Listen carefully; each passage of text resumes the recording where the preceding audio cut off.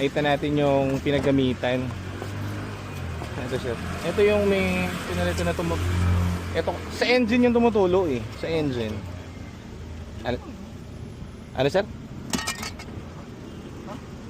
mo natin kailangan. Pang ano sir, remembrance. Binibili sa ano yan sir? Binibili sa yun? Yung sa junk shop. Ano rin yan sir? 600 yata yan. Oo. Ito sir yung nangyari sir. Ito yung ano sir, yung nabasa sa inyo. Kaya ano siya, kumbaga nag-stock up na siya na talaga totally. Ang nangyari sa kanya, nung nag-stock up, di na nag-ship. Etong pula na yan, nasusunog. Nasunog yung clutch, no? Kaya yan lang ang pinalitan, wala nang iba, sir. Very good na yan. Pwede yan sa ano, ma'am, yung sa junk shop. 600 din yan, no? Pagkain din yan. Tain mo na. Sir, ingat po. Thank you. Ma'am, salamat po.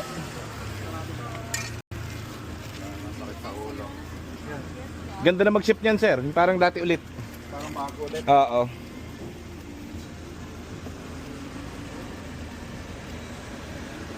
Okay, patchy na sila.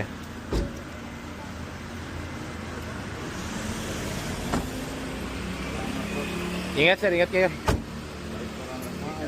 Oo nga sir, nagbubbles nga ano, tint. Pwede yan, kaso kasi ang nangyayari sir, ang singil kasi sa buong tint, 5,000. Ngayon pag sinabi mo din sa nagtitint, eto lang ganon. Dapat doon may makakausap ka na ano na, ano lang, 800 na lang, lugod lang.